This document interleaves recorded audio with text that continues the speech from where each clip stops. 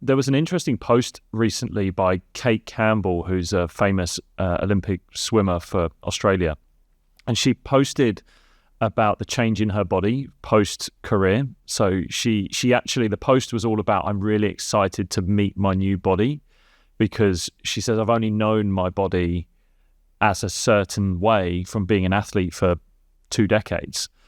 And I found that swimming is really interesting because there's been a lot of talk around young women in swimming and how their bodies look, and that even we had Siobhan O'Connor on the podcast before, and she's spoken about how body image plays a role for young female swimmers, because you're obviously in a swimsuit and then you're sometimes told you're not lean enough and you've got to be a certain size and strength and all that. How does the conversation around body image and female rowers go? Oh, I'm happy you asked that, because to be honest, I think growing up, I really struggled at times, because again, when you're young and you are still kind of trying to work out, you know, what you want to do long term and what are your sort of like life goals, what are your passions, what makes you happy as a person, you're kind of looking to others for assurance and sort of guidance and leadership, and looking around externally to see like what other women are doing. You have a very visual sort of representation of what being a woman in society is, and for a long period of time I think it has been very focused on like, well, how do you present yourself aesthetically and sort of like what do you look like, as opposed to what do you bring to the table. And as a female athlete, growing up, I was at times worried that competing in sport made me more masculine and less feminine. And I really struggled with it, because as much as I loved my sport and it gave me so much, there was also this sort of like stress in the back of my head at times that I wasn't fitting in anymore and I was never going to fit in, and that you're kind of like warring between the two, because rowing does make you very muscular. It makes you strong. Like you're training for hours and hours and hours and hours and hours. So you're not going to be like a dainty, petite, little girl anymore. Like you're going to have like strong legs, strong arms. You need to have like a strong core to make sure that you're like physically robust enough to not get injured. And so for some girls that means, yeah, like you might get some definition, but you're also not going to have as slim a waist, because you need to be like more robust. And so all of this was fairly confusing to kind of go through over that period of time. But having gone to Paris this summer, and you saw up close how many amazing female athletes there were around, athletic, strong, you know, fast, talented, like all of these things, powerful, all very competitive and aggressive as well. Every single one of them came in a slightly different body type. And I just think, for me at least, it was a really cool experience to look around and say, being a female athlete doesn't mean you have to look one way or the other, the same way that being a male athlete is going to look completely different sport to sport as well. So, yeah, I think body image does play a big part in young girls, like getting into sport. But hopefully they're seeing more examples now, like Emily Campbell, like throws like 230 kilos above her head or whatever it is with hair, makeup, nails. Like young girls watching that, I can't really think of a better like role model for them.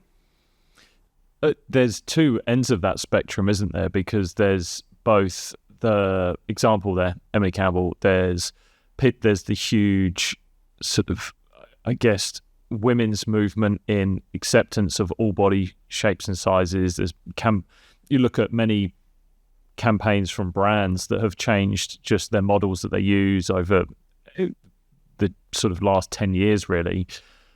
But there's also the other side, right? There's the other side of people seeing this perfect image on social media, the perfectionism that probably is built from that, and the ideal of what needs to be sought after. I wonder, do you think that one is winning that battle? Do you think it's harder now, or do you feel there is a pull in the other direction?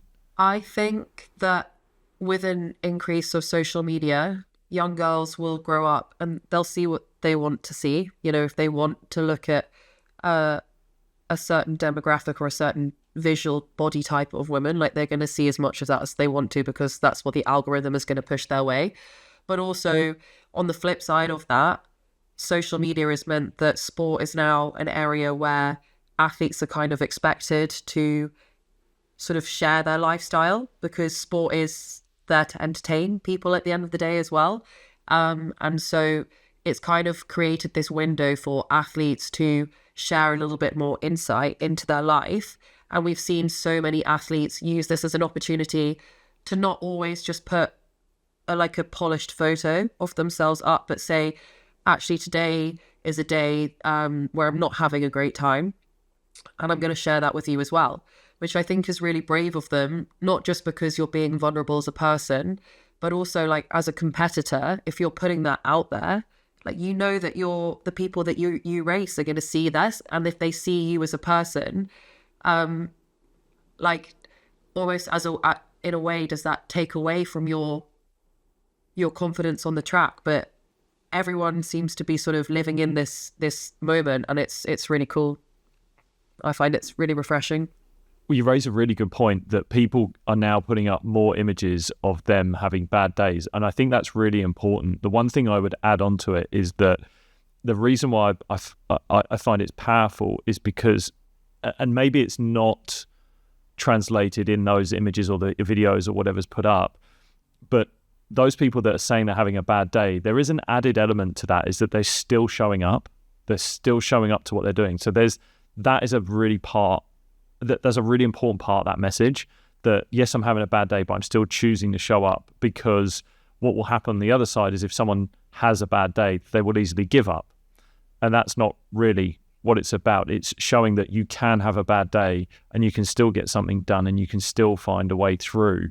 It just doesn't mean that when you're turning up and you feel slightly off it, it doesn't feel like it's been like one of your best days where you're trying to relive that moment every day, that you should just walk away if it doesn't reach that level. I think that's a big part of that message that maybe sometimes doesn't get transferred over and can get missed sometimes. Well, again, like the same way that, yeah, you would see sort of like that flawless image that somebody decides to upload of them looking their best after they've, you know, put a lot of effort and time and thought into that photo. And maybe edited as well. Yeah, it might be edited. But then on top of that, like from a sports side of things, like you only see athletes, you know, who have spent years and years and years training for one day to get, in our case, 6 minutes of that day nailed down perfectly.